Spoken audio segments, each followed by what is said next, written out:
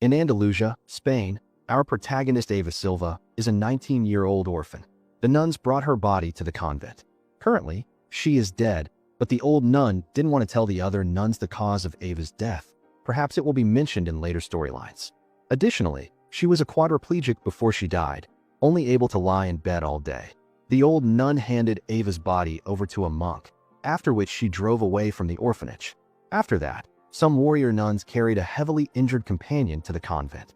The injured person was Shannon, the leader of the warrior nuns. She was wounded in a recent battle, but in any case, ordinary things couldn't possibly harm Shannon. Soon after, a doctor was also called. After examining her, the doctor didn't think Shannon could hold on much longer. Among the nuns and warriors, Mary had the deepest relationship with Shannon. She couldn't accept that Shannon would soon die. Shannon also knew she was about to pass away, so she gave Mary her necklace. More importantly, it was time to take the halo from her back and transfer it to her successor. At this moment, gunshots rang out from outside. The pursuers would soon break in. The doctor quickly took out special instruments, turned Shannon's body over, while Mary listened to her last words. When the doctor removed the halo, Shannon also stopped breathing. When the doctor wanted to hand the holy halo to another warrior, the door was blown open. The enemy invaded, so the doctor escaped with the holy halo.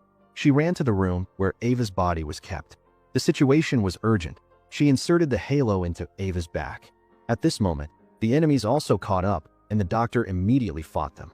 But what no one noticed was that Eva, after receiving the halo, was slowly being resurrected. Eva didn't seem to understand what was happening.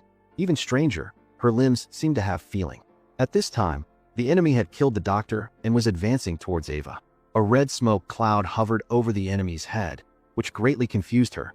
It seemed there was a demon inside, and this red smoke controlled the enemy's actions. Eva picked up the halo-removing tool that the doctor had tossed aside, then stepped forward and struck a blow that instantly turned the enemy to sand. The red smoke also flew away. Eva felt as if these things were not real, thinking she was just dreaming, and then she wandered out of the convent. Out on the streets, she remembered what it would be like now if she had died. Eva even thought that everything before her was her imagination, but it was too real. No problem. The ability to walk on her own made Eva very happy. Eva's frenzied appearance made many passing guys think she was very drunk. They took the initiative to chat her up with ill intentions. While Eva was talking to these men, she was hit by a passing pickup truck, but she phased right through the wall into a sporting goods store. The pain in her leg made her realize this was not a dream, but the wound on her leg was healing at a speed visible to the naked eye. Able to phase through walls and having superhuman self-healing abilities, Eva thought she had superpowers. She changed her clothes and went back to the streets. She wanted to know why all this was happening. At this time, Father Vincent had arrived at the convent. He came to see why everything had happened tonight. Shannon and the nuns were following his orders to retrieve something, but they were ambushed by a group of private mercenaries. The monk also reported something even stranger to Father Vincent. The monk determined that the doctor had placed the holy halo into Eva's body before she died. Afterwards, Eva returned from the dead and left the convent. The other warrior nuns didn't understand why the doctor would put the halo into a corpse. The answer was given by Father Vincent. Human skin and tissue can suppress the unique energy properties of the holy halo.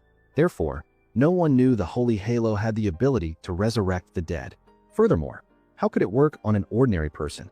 This made Father Vincent and everyone else interested in Eva's identity. At this time, Eva had returned to her room at the orphanage.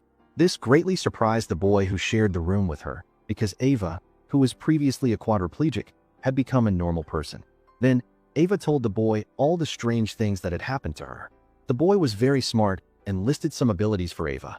But in the end, the boy gave Eva a piece of advice. She couldn't let people who knew her see her in her current state. Coming back from the dead was not something people would accept. Before people started to find out everything about Eva, she needed to make the most of this experience. So Eva followed the boy's advice. Not long after, Father Vincent also came to the orphanage to investigate Eva's origin. She was a foreigner who came here with her mother when she was only 7. There was a car accident that caused her mother's death. The old nun saw that her mother was also a Catholic, so she brought Eva here. The next morning, Eva wandered the streets all night. However, she didn't dare to sleep, afraid that when she woke up, she would be back to how she was before. As she wandered into the villa of a rich man, Eva met JC and some of his partners. The villa wasn't JC's. Their villa's owner lived in Saudi Arabia. They only came to this villa once or twice a year. so this group only stayed for a few days while the owner was away. Ava thought their lifestyle was very good. The thing is, Ava thought JC was handsome, so she joined them. In the Warrior Nuns Convent, Father Vincent asked Mary to distribute photos of Ava to every cleric in the diocese to find her. But Mary wondered, if they found her, would they take back the holy halo? If they took it back, Ava would die again.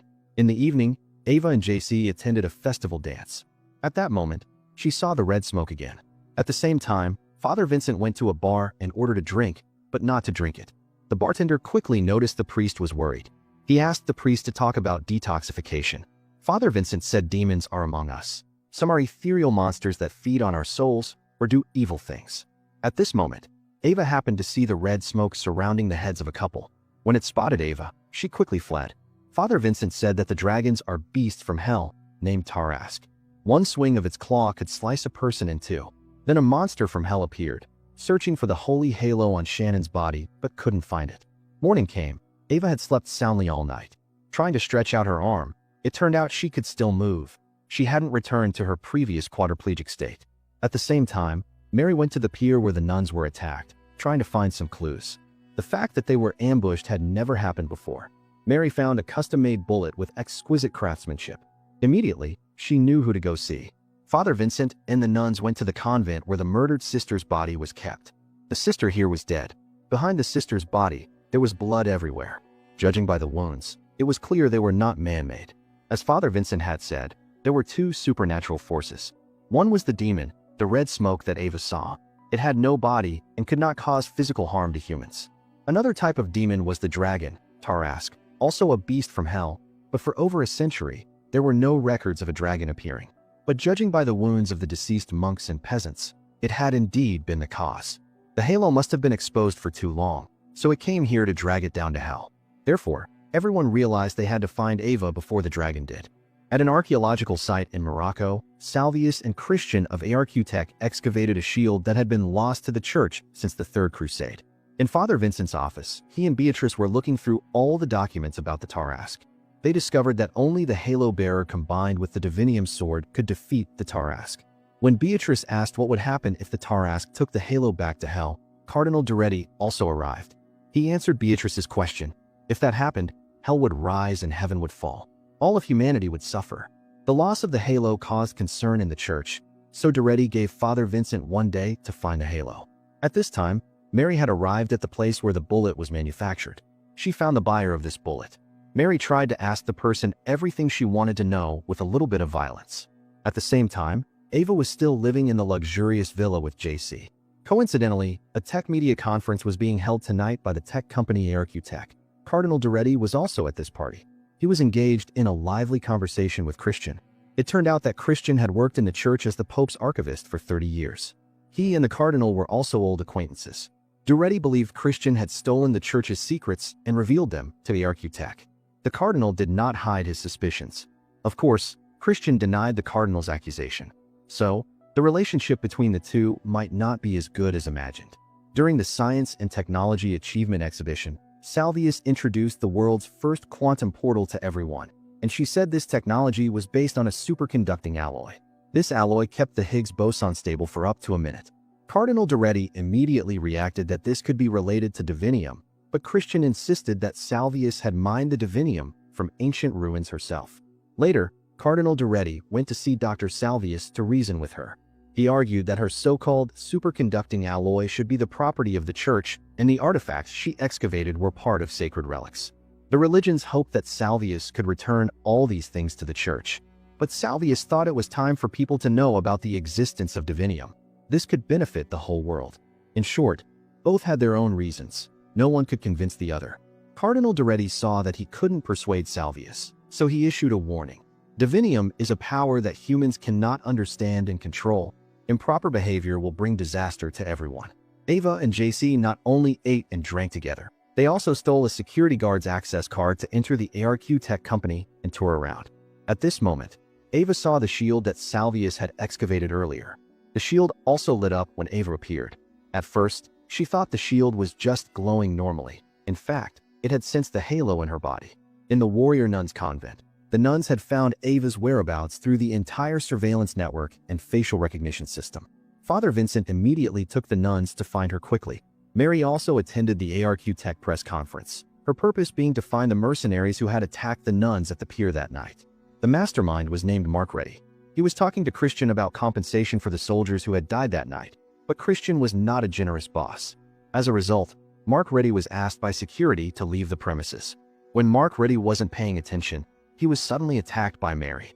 Meanwhile, Ava and JC were still standing in front of the glowing shield, whispering words of love. Just then, an accomplice outside sent a message reminding them that someone was entering.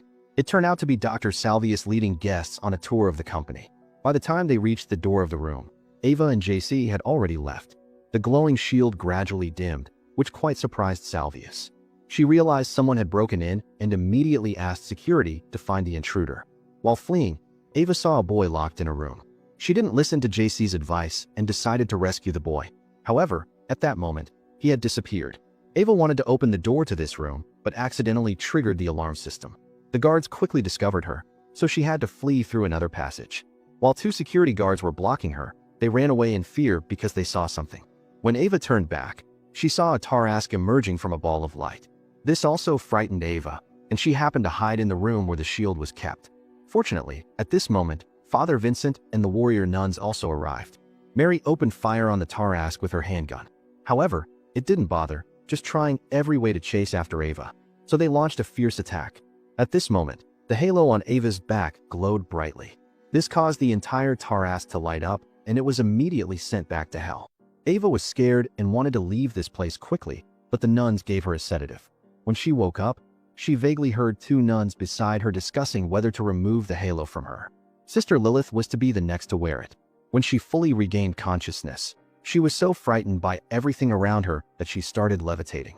This greatly surprised the two nuns beside her. They had never seen a previous halo bearer with such an ability. Then, Ava showed them her ability to phase through objects, falling under the bed. Beatrice immediately told Ava to calm down because the halo would react to her emotions. But Ava didn't understand what Beatrice was saying. Beatrice's persuasion didn't calm her down, but made her even more tense. Immediately, a power burst from Ava's back, accompanied by a brilliant light. All three people in the house were affected, and Ava fainted again. When she woke up, the first person she saw was Father Vincent. He decided to tell her about the origin of the Holy Halo. In Kova, there was a brave warrior named Arala who fought in the name of God during the first Eastern expedition of the 14th Army Corps. She fought bravely and was severely wounded, so God sent the angel Adriel to remove his angelic halo and give it to Arala.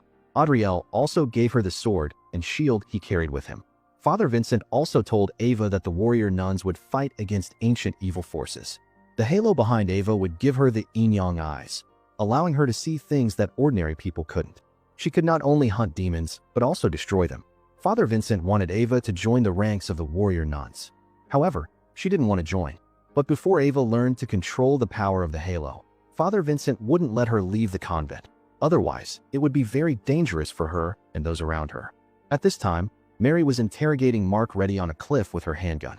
Facing death, he was very cooperative, telling her everything he knew. He said the person behind this incident was not ARQ Tech. Based on speculation, there was another person behind it. Mary assessed from the information Mark Reddy gave that the opponent's goal was to take Shannon's life. After Mary finished her questions, she didn't give Mark a chance to leave. In the control room of ARQ Tech, Dr. Salvius and Christian were watching the surveillance footage. In the video, they saw a scene he couldn't understand. They believed all of this was related to Cardinal Duretti. Dr. Salvius thought Ava was the key to the whole affair and wanted to find her. At this time, Cardinal Duretti was talking to Father Vincent about ARQ Tech using Divinium to build machines. He believed Shannon's death was related to this technology. Father Vincent also told the Cardinal about Ava. So, he suggested training Ava to become a warrior nun. But he only gave the priest and Ava one chance. So Ava began her first training course. She was trained by the Mother Superion of the convent and Sister Lilith, who always wanted to get the halo back from her body. Out of respect for Shannon, most of the nuns didn't accept Ava. She also couldn't accept her current life and the nuns. Moreover, she had no intention of becoming a warrior nun. Mother Superion approached Father Vincent and said Ava was not worthy of being the halo bearer, but Father Vincent insisted that the halo had chosen Ava. It was all God's choice. Mother Superion couldn't be persuaded and said she would not be gentle with Ava during training. When Father Vincent was free, He read about the legend of Arala with Ava. As for JC and his gang, they had moved to a villa with a beautiful view. They would stay in this villa for a few weeks, but when they entered, they saw Salvius waiting there. She had thoroughly investigated JC's gang. In order to find Ava, she started making things difficult for them. In the convent, Ava saw Ariala's sword. Being near the halo, it was immediately activated. Lilith told Ava that when it was activated, it would become more powerful. That was the key to defeating evil forces. It could also harm her. Just as Lilith was explaining some things to Ava, a terrible sound came from the room. Lilith said it was a demon coming and handed the sword to Ava. However, she was scared and phased through the wall to escape. At this moment, Ava saw Mother Superion nearby. It turned out to be a test arranged by her. The terrible sound was played by Lilith through a small speaker. Ava's act of leaving her teammate behind made Mother Superion even more convinced she was unworthy of being a warrior nun. She also revealed that Ava had previously committed suicide. In Catholicism, suicide is unforgivable. Mother Superion also mentioned many sad things from Ava's past. The distrust and accusations made Ava extremely angry and heartbroken. Fortunately, Father Vincent arrived in time to stop Mother Superion. That night, Beatrice also came to comfort Ava. She believed Ava didn't commit suicide. Beatrice's words brought Ava some relief. They seemed to become friends from that moment on. Mary was different from the other nuns. She was relentlessly investigating the person behind their attack on her own. Father Vincent didn't stop Mary, just hoped she would resolve the issue quickly. That night, Ava still decided to leave the convent. Before she left a note for Father Vincent, with just one sentence: "I want to live." It seems that after being reborn, she was truly afraid of death. Ava had just escaped from the convent and was wandering the street. It seemed she was in a good mood. Ava planned to find JC and his gang. As Ava was still looking forward to her wonderful future life, a cold wind suddenly appeared. Ava actually saw the sign of a demon. It followed a girl into an alley, and another man followed. At this time, Ava was struggling internally, not knowing whether to interfere in this matter. Before long, she followed them into the alley. She quickly saw the man trying to hit the girl. She stepped forward to stop him, and a few more girls appeared around them. They knocked the man down, and Ava also became a victim.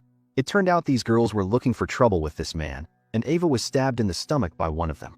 At this moment, she felt terrible about being a hero. The next day, Ava went to a beautiful beach. Before long, she met JC at the new villa. JC told Ava that Salvius was looking for her and threatening everyone. JC thought she was the one who had caused them trouble, so he didn't want Ava to join them anymore. Soon, they started arguing until Ava unleashed her superpowers. She nearly destroyed the villa. She went outside, leaving everyone staring blankly at the cracked walls around them. In the lab at ARQ Tech, Salvius was trying every way to make the shield glow, but it was clear she couldn't do it without Ava. On this side, Cardinal Duretti had convened a meeting with all the nuns. He told everyone that the church was now at war and the enemy was Salvius. The cardinal suspected that Salvius was destroying the shield to get the production equipment quickly. This was blasphemy against God, so Duretti asked the nuns to retrieve the holy relic. Afterwards, he also met with Sister Lilith privately. Knowing that she was willing to be the next halo bearer, he asked her to find Ava at all costs. At this time, Mary found a piece of cloth attached to the wall in the room where Shannon lived.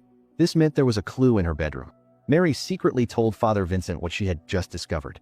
She believed Shannon had a premonition that someone would attack her, so she left important information in that clue. Mary suggested breaking down the wall of the darkroom to find a message left behind, but Vincent thought they should remain quiet at this stage. Find Ava first and let her phase into that room. At a seaport, JC found her. Ava apologized to him for messing up the group's life. She said she would never come back to disturb their lives again. But at this moment, JC decided to leave his friends to be with Ava. Just like that, they ran off into the distance hand in hand. But what they didn't notice was a car secretly following them. Outside the ARQ Tech company, the nuns arrived, observing their surroundings. Sister Camilla couldn't understand why the cardinal had actually sent them to break into a private enterprise. Although all of this was for Divinium, it wasn't something the nuns should be doing. Beatrice also agreed with her. Their actions violated the principles of the Order of the Cruciform Sword, but Lilith believed it was time for a change. Overall, the nuns were not on the same page for this operation. Soon after, the nuns took action. They climbed over the metal fence very neatly. At the airport, JC and Ava were thinking about which city to go to. Ava remembered that one of her friends would be in danger. It turned out that Ava's death was caused by the old nun at the orphanage who had injected her with too much sleeping medication. The same thing could happen to the boy who lived with her. Ava needed to carry out a rescue before leaving here. At this moment, the people following them had informed Dr. Salvius of Ava's whereabouts. On the nun side at ARQ Tech, they also learned through the security staff's internal communication system that Ava was currently at the orphanage. After Lilith heard about Ava, she quickly set off with a few others.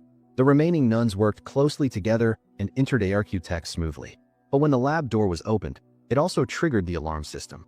To reduce the risk of secrets being exposed, Beatrice asked Camila and the other sisters to return to the convent first. She could do the rest herself.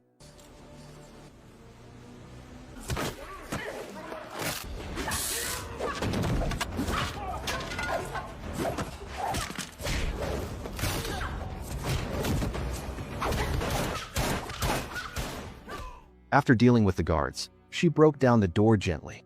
Here, she found the divinium shield and brought it back to the convent. Over here, Ava found the old nun in the room where she used to live. It seemed the old nun was about to kill the young boy. Ava immediately stepped forward to stop her. The nun was very surprised that she was still alive. It seems that the last time Father Vincent came to check Ava's records, he didn't tell the old nun about her resurrection. The old nun often poisoned disabled orphans whom she believed couldn't survive on their own. Ava was one of them. After all these years, the number of children she had taken the lives of was impossible to remember. At this moment, she still thought she was just freeing them from their pain. The crazy old nun injected the poison needle into Ava again, but with the help of the halo, she quickly regained her senses and fought back. However, Ava accidentally broke the old nun's neck with just one move. On the ARQ Tech side, Salvius was very surprised to see the amazing abilities of a nun. She could single-handedly confront a group of security guards. So she decided to buy the late Mark Reddy's security company under a false name, because she thought they needed a real army now. At this time, Beatrice handed the shield to Cardinal Duretti. It turned out the real name of this shield was the Shield of Faith. The Cardinal was sure there would be other holy relics, but Beatrice said Salvius had melted it down to build a portal. This made Duretti suspect whether Salvius was trying to open the gates of hell. At the orphanage, Ava was extremely distraught after killing for the first time. As she walked out the door, she saw Lilith. Ava thought she would take her back to the convent, but this time Lilith wanted to take the halo, so she drew her sword to fight. Of course, Ava had no intention of joining this battle. As a result, Lilith struck her down with Ariala's sword. Lilith really wanted to take back the halo. Luckily, Mary appeared in time to stop her decisive blow. While the two of them were confronting each other, Ava took the opportunity to escape. Very quickly, she reached the airport. Unexpectedly, JC was still waiting for her there all night. The two decided to board a passenger ship to Morocco. When Mary and Lilith arrived at the port, Ava's ship had already set sail. At the ARQ Tech press conference, Dr. Salvius was demonstrating the quantum portal again. She said that on the other side of the portal was heaven. She also showed the media surveillance video of Beatrice breaking into the company to retrieve the shield. Salvius called on the Holy See to end all hostile activities because she was not the enemy. She wanted to prove to the Holy See that heaven is real. Over here, Duretti thought this was a public declaration of war by Salvius against the Holy See. He believed the so-called quantum portal did not lead to heaven. Then he wanted to take the shield to the Vatican for safekeeping. But Vincent retorted that the shield was always safe here because the warrior nuns had been entrusted with guarding Divinium for centuries. But Duretti threatened him. Accept it or leave his position. On the ship, Ava told JC about her life experiences, but she didn't mention the halo that brought her back from the dead. Over here, Beatrice still didn't understand why Vincent didn't want to hand the shield over to Cardinal Duretti. He believed the shield and Salvius were both tools of Cardinal Duretti to sow division among them, causing the warrior nuns to stray further from their mission. It would surely cause the Order of the Cruciform Sword to retreat. Focusing on dealing with Salvius was against the Order's purpose, as their mission was to deal with the demons of hell. However, the Shield of Faith was still transported away under the supervision of Cardinal Duretti. At this time, Ava and JC had reached their destination, but Mary and Lilith were already waiting at the security checkpoint for Ava to appear. Who knew that Ava and JC didn't get off the ship at all, but were instead in the bathroom playing peek-boo. At the same time, Father Vincent came to Dr. Salvius's office with peace. He said he was willing to help her get back the Shield of Faith on the condition that she stop the war against the church and let Ava go. Salvius didn't understand why Father Vincent would do that. So he said their enemy was the devil from hell, not a person like her.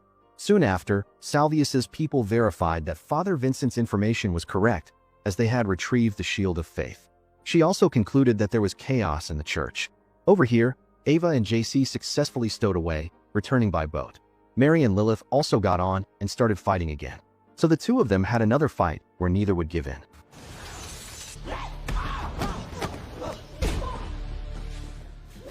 After a fierce match, Mary successfully handcuffed Lilith.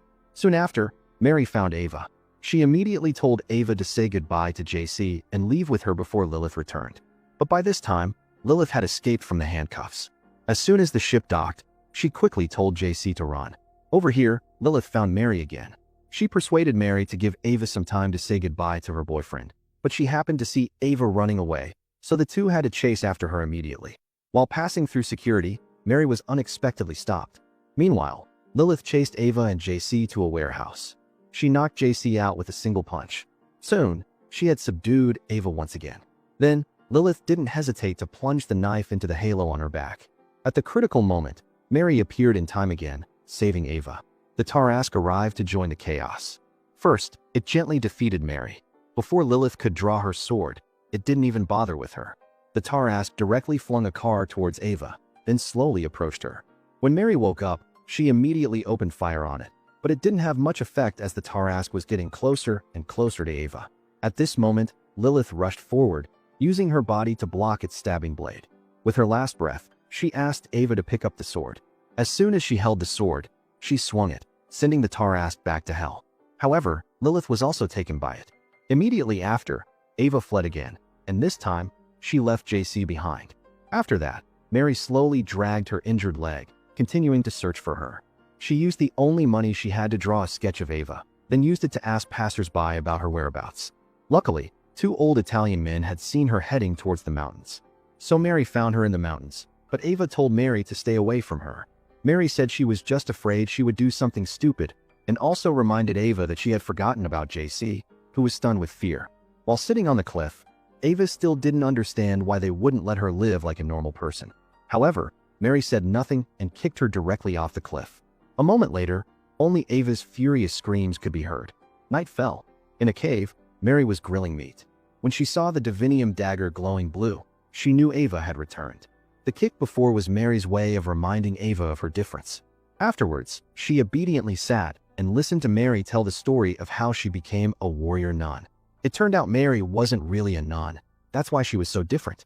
When she was 8, she shot her father to fight against domestic violence. The father died, but her mother went to prison for life. Until Mary attended a Catholic boarding school, Father Vincent saw her and was determined to raise her. But she never truly became a nun. The next day, the two went to a small town in the mountains. The houses in the town were built very specially. But something terrible had happened in this beautiful town. Last year, there was a major demon outbreak here. It was the warrior nuns who rescued the town's residents. Therefore, the townspeople were very happy to see Mary arrive. She took Ava to eat at her favorite restaurant. The restaurant owner's wife was a victim of last year's demon outbreak. The two walked around the town. Mary told Ava that the Pope was about to die. Although the Holy See had concealed this matter, there was someone in Father Vincent's church. Ava didn't understand why Mary mentioned this. Mary had to explain it was related to Cardinal Duretti. Because the Pope was about to die, Duretti needed to consolidate his power. He needed a warrior nun who would be loyal to him. So Mary would return to the convent, pretending she had never seen Ava. She also didn't forget to warn Ava to be careful, as many people were looking for her. Then the two went to the town's Catholic church. The priest here had once been possessed by a demon, so he was very familiar with Mary. He said Shannon had come here a few months ago. He felt that Shannon had been betrayed by something or someone. The next day, at a small town restaurant, Ava saw a man possessed by a demon walking out of the restaurant. When Mary saw her staring at a stranger, she had a bad feeling. They immediately followed the man out of the restaurant and to a butcher shop. Mary quickly evacuated the customers and staff. When the demon knew he was exposed, the possessed man's eyes immediately turned black. He instantly knocked down Mary, who was standing in front of him, and took the opportunity to escape. However, he was blocked by a locked door. Mary told Ava that to exorcise a demon, you need to drive it out of the host's body first.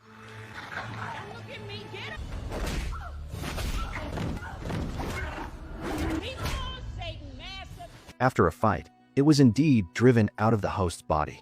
Then, Ava killed the demon with just one stab of her divinium dagger. While leaving, the townspeople were worried that another demon would appear. So Mary suggested Ava stay in town for a few more days. If nothing unusual was found, she could go wherever she wanted. Before Mary left, she gave Ava her dagger. Then, in the car, she told Beatrice that Ava would be back. Back at the convent, the nuns were holding a memorial service for Sister Lilith. They prayed for her to go to heaven. Cardinal Duretti arrived with some nuns. They were the ones who had been eliminated during the warrior nun selection process. At this time, Ava went to ARQ Tech to meet Salvius. Thinking Ava was just an ordinary person, she had to pull out her dagger to intimidate the female guard, even stabbing it hard into the reception desk, which frightened the guard. Even Ava was surprised at how powerful this dagger was. Soon after, 2 guards from outside the gate ran over, swinging their batons, but the batons went right through her, and they were thrown 20 meters away by the force. Then another security guard arrived and ran away in fear upon seeing Ava. This commotion quickly attracted Salvius's attention. Immediately, a series of questions were thrown at her. Why could she phase through walls? Or why could she come back from the dead? Salvius only knew that Ava was truly not a normal human being. Ava knew Salvius was curious about her abilities, so this was also the reason Ava took the initiative to meet her. On the training grounds of the convent of the Cruciform Sword, the warrior sisters and the rejects were conducting combat exercises together. On the field were Beatrice and Crimson from the rejected order. Mother Superion and Cardinal Duretti were also there. She thought the rejected candidates shouldn't be there, but Duretti argued that the order was facing new challenges since Lilith's death, so new measures were needed. On this side, Dr. Salvius was conducting an in-depth analysis of Ava. She also didn't hesitate to reveal her abilities. Through analysis, the results led Salvius to believe that the halo was some kind of energy source. It did not follow traditional laws of physics. It seemed to be an object from another world. The halo and divinium were also very different. Ava understood that she had an alien battery on her back. She very much hoped Salvius could develop a way to transfer the energy of the halo in her body to others. This way, others could exorcise demons, and she would become a normal person. At this time, Beatrice received notice that Duretti was transferring her to a church in Malaysia. So Mother Superion and Vincent were discussing this matter. Even Father Vincent received orders to transfer to Florida. So Beatrice and Father Vincent wanted to persuade Mother Superion to fight against Duretti's orders, but she did not agree. On this side, Salvius was pretending to help Ava conduct tests on the transfer and control of the Holy Halo's energy. In reality, she wanted to use this power to energize the quantum portal. During the experiment, Salvius repeatedly asked Ava to increase the energy output. However, the first test was still unsuccessful. She immediately started a second test. This time, the increase in power caused Ava immense suffering. She asked to stop the test, but Salvius wouldn't allow it. Until Ava pulled the connection cord from her back, she phased down to the lower floor. It was then that she saw the quantum portal here and also realized that Salvius was just using her. So she reluctantly told the truth, taking Ava to her son's room. The boy Ava saw at the press conference was her son. When Ava approached Michael, the light spots on Michael's body emitted a light similar to divinium. From the beginning, Salvius shouldn't have had children because she was infertile, but out of a desire for a child, she researched editing her DNA to get the results she has now. And Michael had a never-before-seen blood disease. Divinium could prolong his life, but still couldn't cure him. Salvius believed in the existence of parallel worlds, so she wanted to take herself and her son through the quantum portal to a world where they could both live long lives. But at this point, Salvius also realized the halo in Ava's body couldn't activate the quantum portal, and she was not the one to tell Ava the secret about it. Before leaving, Beatrice handed her weapons to Camilla. At this time, Mary found Beatrice and Father Vincent, telling them about her plan. She wanted to go into Shannon's room before leaving the convent. Both Beatrice and Father Vincent disagreed with her plan. So Mary said there was evidence in the darkroom that Duretti had killed Shannon. Hearing this, Father Vincent left without a word. Beatrice had to tell Mary the way to sneak into the room, but she would not go with her. At this time, Ava had returned to the convent. She felt a little different from the atmosphere when she left. Mary suddenly appeared from the shadows, pulling Ava to a corner. Then, the two followed the route that Beatrice had shown them. When they arrived, Ava phased through the wall into the darkroom. There was only one table in the darkroom. On the table was a book and an artifact created with divinium.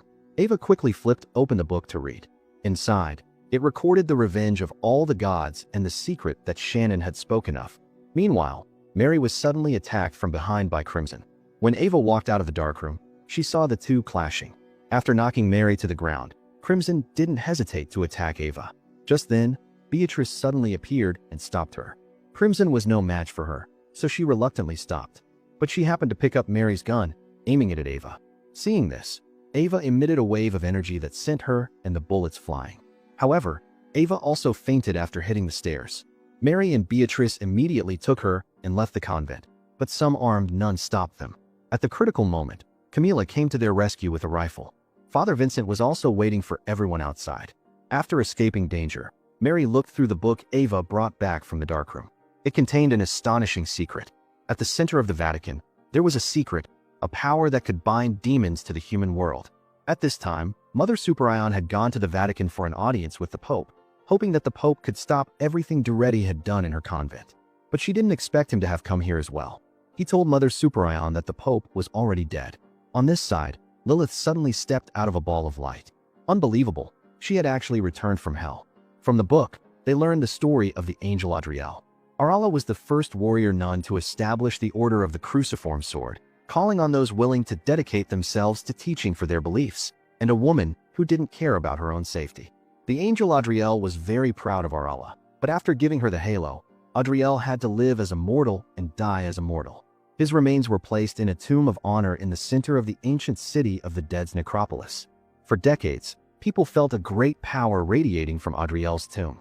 It became a place of pilgrimage. Some brought the dying to be healed. Others felt a surge of power that helped them defeat their enemies. The power from the tomb could be used for good or evil. The reputation of the necropolis had long become legendary until the nuns decided that this otherworldly force was too strong for ordinary people to bear. Adriel's remains were locked in a giant stone tomb. As time passed, the tomb was forgotten until a new city grew here. Shannon also wrote in the book that the supernatural energy of the angel's bones could control demons. It was this energy that tightly bound demons to the human world. Father Vincent had also heard about this, to make people dependent on the church by keeping the demon in the world. As long as there was darkness in the world, people would turn to the church. The walls of Adriel's tomb were very thick. No one could break in except a warrior with the halo who could phase through walls. Mary thought if Cardinal Duretti became Pope, he could order the halo bearer to enter the tomb and take that power. Duretti had now driven out all who were not loyal to him. This was also the best proof of this theory. Only the one with Adriel's remains could control demons. That person would become the king of demons. So they decided to get Adriel's remains before Duretti could get the power. Ava thought of someone who could help them, Salvius. So they went to Yarkutech. Seeing Ava return with 4 people, the female security guard quickly informed Salvius. She heard they were trying to break into the church, which further proved the conflict between them and the church. So Salvius wanted to know why they had to do it. Ava then said, if she could get the energy from Adriel's remains, she could help her open the quantum portal. Hearing this, Salvius immediately agreed. Afterwards, Ava began practicing phasing through walls with Beatrice's help. As an archivist who had served at the Holy See for over 30 years, Christian would take on the task of finding the exact location of Adriel's tomb. He quickly used his computer to map out some catacombs under the Vatican. Due to the large number of catacombs here, researchers could only identify 37% of the tombs, but Adriel's tomb was not among them. Christian said that after the Vatican was built, the Medici family hired people to map the necropolis. Perhaps they could use that map to locate the necropolis. But that map had been loaned out decades ago and was stolen. To find that map, they had to make a trip to the black market. Afterwards, he and Mary drove to a private villa to find someone with a super memory to help. Ava was still practicing phasing through walls with Beatrice's help, but she realized that the more she did it, the harder it was to move forward. Salvius said it was because the halo in her body was running out of energy. If she lost energy inside the wall, the result could be imagined. To successfully pass through the 6-meter thick tombstone, they needed more energy. While they were still arguing, Lilith opened the door, walked in, and fainted immediately. Salvius conducted an examination of her condition. They found that Lilith's body was only dehydrated and everything else was normal. Camilla couldn't believe it, because they had just held a funeral for Lilith and now she was back. She only remembered the event at the warehouse. After Ava swung her sword and struck the Tarrasque, she remembered nothing else. The wound from the Tarrasque stab had become a circular scar. Seeing this, Camilla believed that Lilith had also received a second life from God. The person Father Vincent was looking for seemed to be afraid of him. He didn't want to reveal the buyer's identity, but was still overwhelmed by fear. Mary just watched quietly because she knew she didn't need to act. Father Vincent seemed completely different from the person she once knew. Before long, they found the person with the map. This time, with the help of Mary's handgun, they got it. On the way back, Father Vincent told the story of his past before becoming a priest. It turned out he used to transport drugs for a syndicate when he was young. Because of his strong abilities, he was quickly selected and trained to be an assassin, until he believed in God and joined the order. With the map of the necropolis drawn by the Medici family, Christian quickly found Adriel's tomb. In a dream, Ava saw Shannon. She said that in the book she left, there were many records of the actions of the Halo bearers, but their stories were very short because they all died young. In her conversation with Shannon, Ava seemed to understand something. Why were there so many demons in the world? It was all because of Adriel's remorse. So Ava wanted to destroy his remains, and there would be no more demons in the world. It wasn't necessary for every warrior nun to sacrifice herself for this. The next day, Ava also disguised herself as a nun. Mary, Camilla, Beatrice, and Father Vincent also wore their clerical attire to Adriel's tomb. Then, everyone gathered so that Ava could phase through the wall and open the door from the inside. Currently, Ava and the others' infiltration was going smoothly. Everyone entered the surveillance room of the entire Holy See for the first time. The guards of the Curia would be there in 30 minutes for their rotation. It was best to solve the problem within 26 minutes. In the control room of Architect, Salvius and Christian discovered that Lilith could travel through space, and her method of travel was very similar to that of the Tarrasque. This aroused their curiosity. Salvius immediately went to see if she was still there under the pretext of checking her physical condition. However, the doctor's special care made Lilith uncomfortable. On the floor of the medical office, Salvius saw scales falling from the wound where Lilith was stabbed by the Tarrasque a few days ago. She immediately went back to the room to conduct a test. She discovered that the scales falling from Lilith's wound also had self-healing capabilities. On this side, the cardinals were electing a new pope. As Duretti was filling out his ballot, he noticed the ring on his hand glowing. Immediately, he sent a notice to his loyal soldiers to find Ava. Finally, they quickly found Ava preparing to enter Adriel's tomb. A fight between them quickly began. After all, Duretti's nuns were numerous, and Ava's group only had a few people, so they couldn't eliminate those nuns in a short time. Suddenly, at this moment, Mother Superion appeared. She helped Ava and the others push back the nuns loyal to the cardinal. Then Ava accidentally discovered the scar on her back. This circular scar proved that she was once a halo bearer, but for a very short time because Mother Superion had rejected it. This was also the pain she had always kept in her heart. She had realized her past mistake and began to support Ava.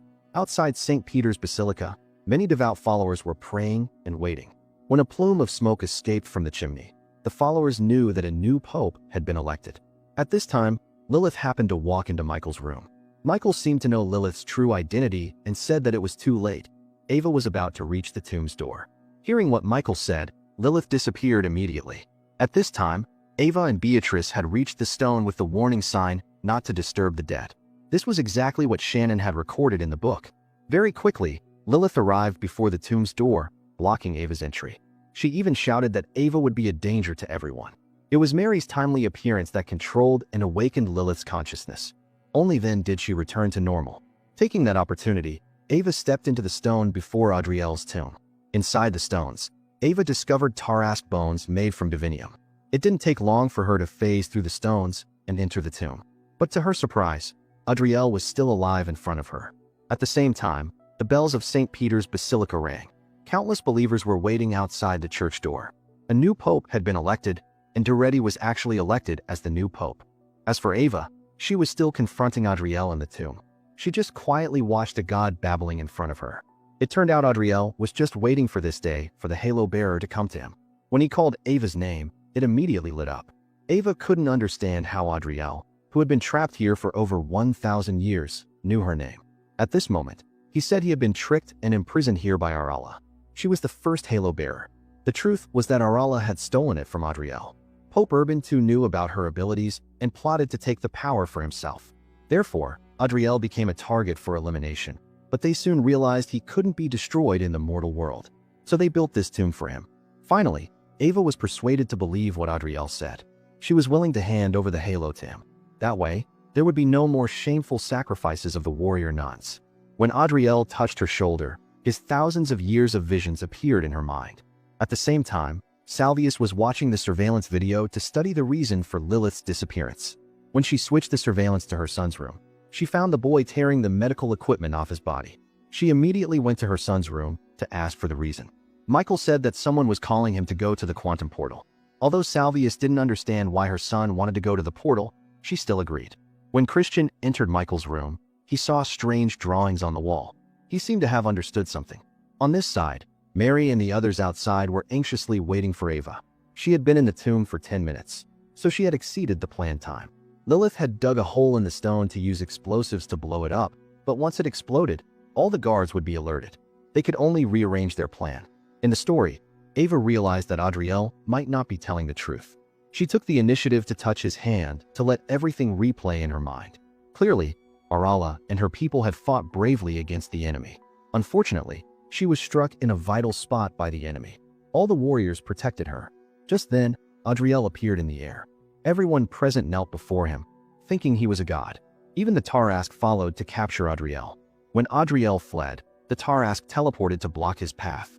Unable to escape, he tried to fight back with the halo, managing to destroy the Tarrasque. But the gate of hell was about to open, bringing another Tarrasque. In desperation, Adriel attached the halo to Ariala's back.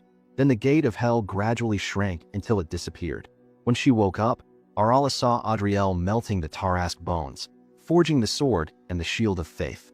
It turned out the Divinium sword was not his. Then he began to threaten Arala, calling himself a god. Otherwise, the halo in her body would be taken away. Ava knew the truth and naturally refused to hand over the halo to Adriel. With the truth exposed, he began to snatch the halo, hooking his hand through Ava. This caused the quantum portal to miraculously activate. Michael struggled free from Salvius and jumped inside. Seeing this, she also immediately jumped in. At this moment, Ava activated the survival power in her body, flinging Adriel away. The quantum portal also immediately closed, preventing Salvius from following her son. Outside the tomb, everyone also felt the tremor, so they took the opportunity to detonate the explosives immediately. At this moment, Doretti was standing on the balcony, waving to tens of thousands of followers, but when the explosives were detonated, the ground in St. Peter's Square immediately collapsed over a large area. Through it, Beatrice and Mary soon entered the tomb and found Ava. Beatrice also saw Adriel reaching out from amidst the rubble, but they had to get Ava out of the tomb first. On this side, Doretti was very puzzled by Mother Superion beside him. What is happening? She didn't care and said he would be the shortest reigning pope in history, because Father Vincent and the nuns had discovered his crimes and motives. It was Doretti who killed Shannon. However, at this moment, he still put on an innocent face as if he knew nothing. At this time, Ava's group had escaped from the tomb. She quickly told everyone what had happened inside. Adriel was not an angel, but a demon. Before everyone could understand what was happening, he had already rushed out. Father Vincent took the initiative to approach Adriel and called him God. It turned out that Vincent had planned all of this to help him escape, then go through the portal created by Salvius to return Adriel to hell. After hearing a few whispers from him, Vincent's eyes filled with tears. It turned out Vincent had really deceived everyone, and he was the one who had killed Shannon. At this time, Lilith wanted to fight Adriel in a one-on-one battle. However, he still easily defeated her with a single blow. Seeing this, everyone rushed up to attack him together. In just a few blows, Adriel was knocked to the ground. They thought Adriel was dead this time because Camilla had shot an arrow into his head. But just as they left, he pulled the arrow out of his head and slowly stood up. He said that he couldn't be killed in this world. The nuns also said they already knew. It turned out they were just stalling for time for Ava to recharge the halo's power. Soon after, she walked out, holding the sword made from the Tarrasque's bones. Seeing this, Adriel summoned more than a dozen demons, manipulating the people around to attack the nuns. Meanwhile, Father Vincent had vanished without a trace. After Ava and Beatrice escaped, they worked in a bar in Switzerland. But both of them did not forget their mission, still training diligently every day. She really wanted to maximize the power of the halo. However, things were always worse than the last time. The training session ended, and the two talked again about the battle from over 2 months ago. Ava couldn't let this go. After all, she had been used, which led to Adriel's release. He also killed everyone's best friend, Mary. The hatred made it impossible for her to concentrate on her training. And Ava wasn't the only one living in pain. Vincent, once the most trusted, had betrayed the order of the cruciform sword, so Lilith never gave up on hunting him down. Finally, she found the fugitive in Portugal. After a few blows, Lilith extended her claws. Terrified, Vincent quickly said that Mary was not dead. Instead, she was being held captive by Adriel. Under his guidance, Lilith went to a church, supposedly where Mary was imprisoned. The two walked through a long corridor to a gate. Vincent said Mary was here. Worried about her friend's safety, Lilith didn't even realize it was a trap. Seeing that she was imprisoned by him, Vincent finally told the truth. It turned out he intentionally let Lilith find him because Lilith possessed power from another world, so she needed to be imprisoned. This was something Adriel had long coveted. As soon as he finished speaking, a group of people appeared from behind. But these ordinary people naturally couldn't stop the enraged Lilith. And so, a massacre began. Ever since destroying the Order of the Cruciform Sword in the Vatican, Adriel had cloaked himself in the guise of an angel, creating something like a mist with his divine power, instantly healing everyone. Such miracles won him countless devoted fans. But there were also some who remained cool-headed and formed an organization called the Samaritans to oppose the cult, but their power was really weak, more like a book club. Miguel was a regular customer at the bar and also one of them. This made Ava and Beatrice quite interested in him. At his kind invitation, they both attended a party. The two hadn't relaxed for a long time, so they partied hard together. But on the way back, they saw Miguel acting suspiciously. Ava hurried after him and found him surrounded by some thugs. Immediately, Ava stepped forward and took down one guy with a series of moves. But unexpectedly, the opponent didn't know martial arts and wanted a sneak attack from behind. However, the iron pipe he swung only passed through her body, stunning the young man Miguel. At this moment, Beatrice also rushed out from the side. The two of them worked together to eliminate all these thugs in an instant. Having revealed their skills, the two quickly left.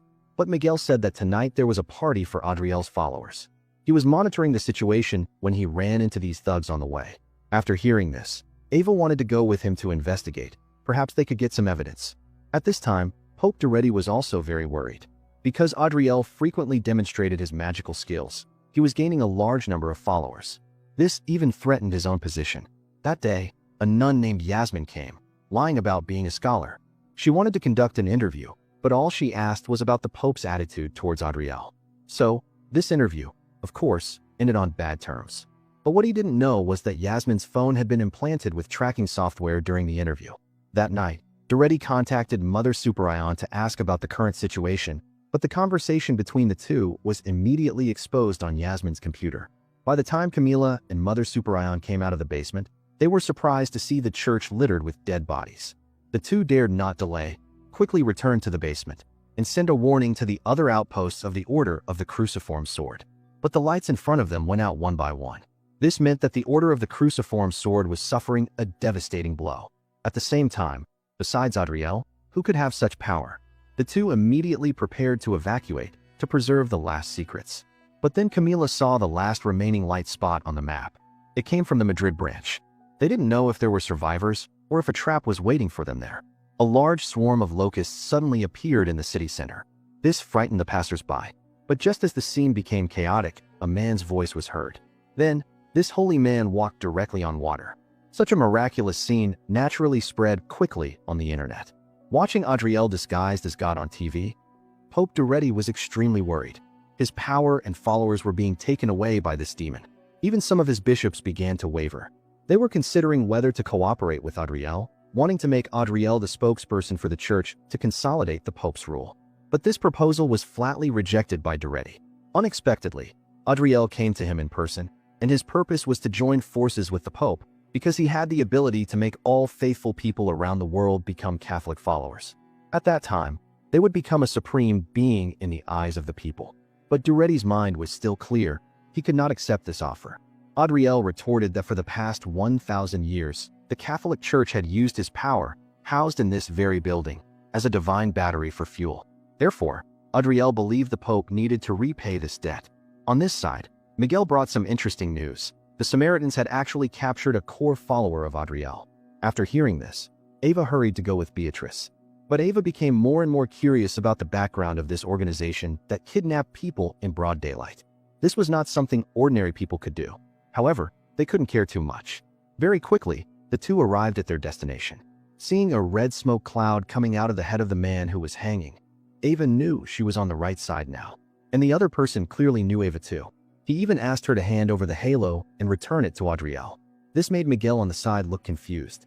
Fearing her identity would be exposed, Beatrice stepped forward and struck the man's neck, but this also completely enraged the demon inside. He used all his strength to break free from the rope and attacked Beatrice. The demon in front of them had incredible fighting strength.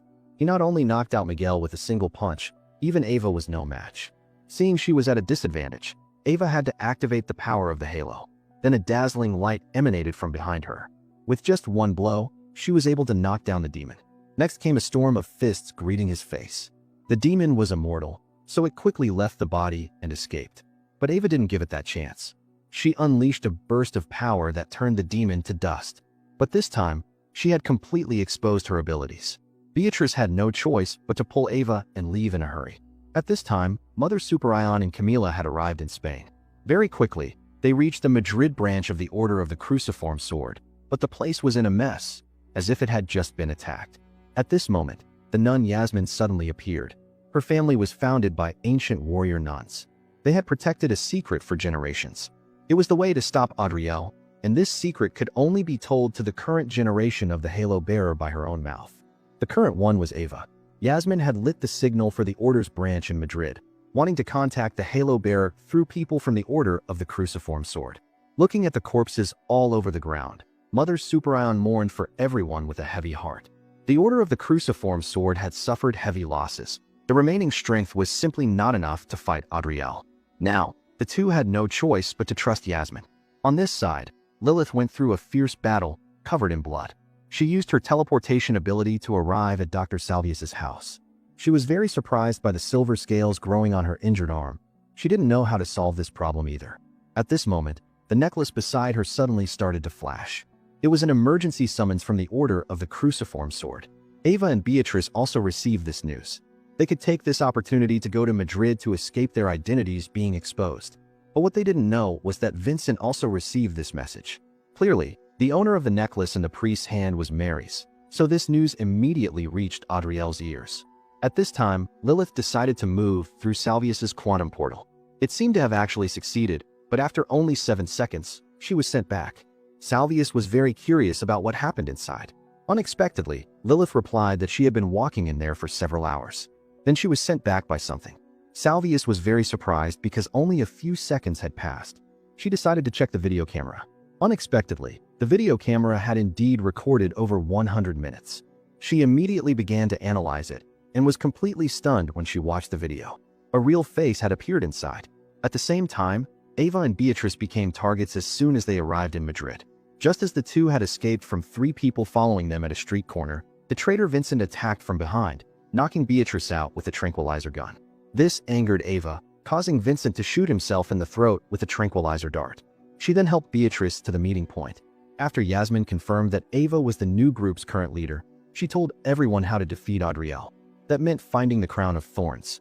The Crown of Thorns could seal his magical powers, thereby temporarily turning him into a normal person. However, the Crown of Thorns was currently in a museum. So the group went to the museum during the day to locate it, conducting surveillance secretly, preparing to act after the museum closed in the evening. At the same time, Duretti had captured the traitorous bishop. The Pope always thought Adriel was behind everything, so he asked how the previous locust plague had been formed. The traitorous bishop was very tough at first, refusing to say anything until the Pope locked him in an iron cage. Facing death, the traitor told the truth. He said it was done through some tech company. Hearing this, Duretti realized something. When night fell, Ava's group went to the museum. She easily obtained the Crown of Thorns, but strangely, it had no reaction to Ava. Everyone immediately contacted Mother Superion, who was sitting in the car outside. When Yasmin entered the museum, she noticed this crown was a fake, but the real one must be nearby. After analyzing, she led everyone to a statue of a nun. Then Ava activated her power to get past the laser alarm device. Sure enough, when she touched the real crown, it lit up. At this moment, Vincent suddenly entered. He quickly snatched the Crown of Thorns and placed it on Ava, causing her to slowly fall. Then he carried her away through the back door. Everyone could only watch helplessly as she was taken away because the door on this side was closed. When Vincent carried Ava outside, he threw her to the ground and then clutched the crown and ran off. Just then, Miguel rushed out from nowhere to stop him. Although Miguel was not good at fighting, he was determined to hold Vincent back. Despite being beaten badly, the young man still managed to get up, then quickly snatched the crown back while Vincent wasn't looking, finally throwing him hard over the staircase railing. When the two heard the alarm siren, they immediately left. On the way, Miguel handed the Crown of Thorns back to Ava. He also told Ava that he had been sent from another dimension. He came to work with her to completely eliminate Adriel. Just then, a group of people in gas masks passed by.